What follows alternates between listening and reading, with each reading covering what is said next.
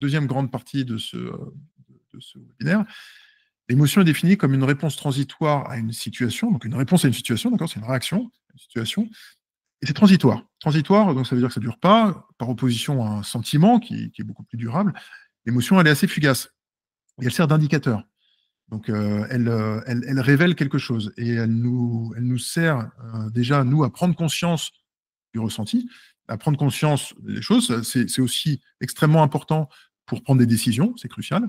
Et c'est un rôle crucial dans la communication interpersonnelle. Donc, la lecture des émotions par l'autre va permettre peut-être un lien d'empathie, peut-être, voilà, s'il voit qu'on est en colère, peut-être se calmer, peut-être que s'il voit qu'on est malheureux, bah, peut-être avoir un geste de soutien.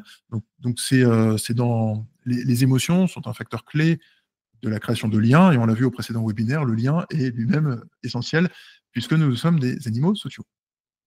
Les émotions ont également une fonction purement interne de régulation de l'état. C'est un peu comme une soupape, quoi. Ça permet de décharger, ça permet voilà, de réguler l'état interne. Donc, le fait de pleurer, ah bah, rapidement, ça permet de revenir à un état normal. Et finalement, les gens qui retiennent, qui crispent et qui gardent pour eux leurs émotions, et il y en a qui en sont capables, ou en tout cas qui malheureusement se sont forgés comme ça, eh ben, ils gardent ça pour eux et ils perdent cette faculté de laisser aller, du coup de créer un lien avec les autres par l'expression de leurs émotions, et aussi de redescendre assez rapidement.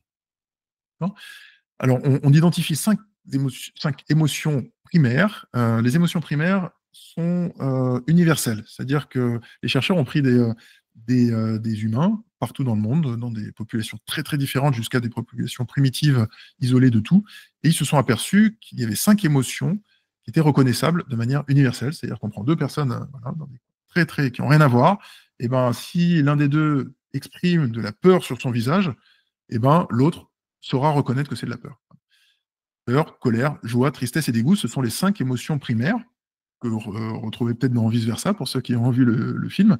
Et, euh, et ensuite, les autres émotions sont finalement des émotions, alors peut-être secondaires, mais en tout cas des émotions qui sont des combinaisons ou des extensions, ou en tout cas qui sont moins partagées universellement. Voilà, c'était surtout ça la définition de l'émotion primaire, qui sont moins partagées par tous. Donc ça veut dire que voilà, peut-être que d'autres émotions qui peuvent être lisibles, peut-être voilà, entre amis, on peut peut-être reconnaître une émotion chez son ami, mais il ne sera pas reconnu par une peuplade voilà, primitive de l'autre côté du monde.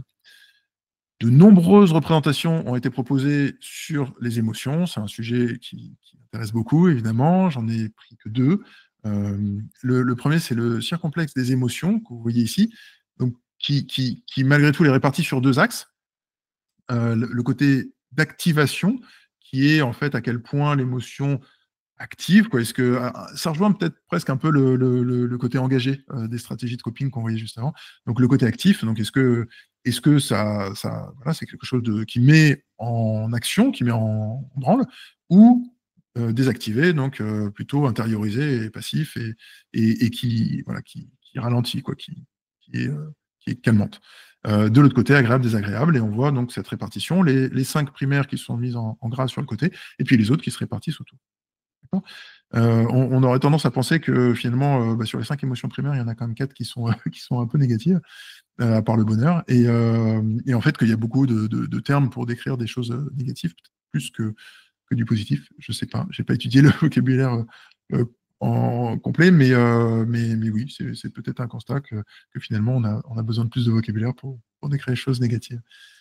Et puis la roue des émotions de Robert Plutchik, qui est elle aussi déjà très, très jolie, très agréable et à lire, et qui reprend, vous voyez, en deuxième couronne, elle reprend les 4 émotions primaires, colère, joie, peur, tristesse, avec le dégoût ici, la 5e, qui est proposée comme une sorte d'intermédiaire entre la colère et la tristesse, ou de combinaison.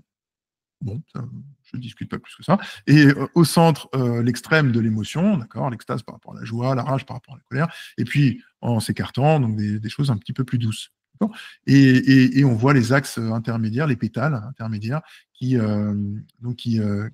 proposent des combinaisons, d'accord, la surprise, qui serait une combinaison entre la peur et la tristesse, ou un intermédiaire. Un peu une sorte de circonflexe, finalement, présenté sous forme d'arc-en-ciel.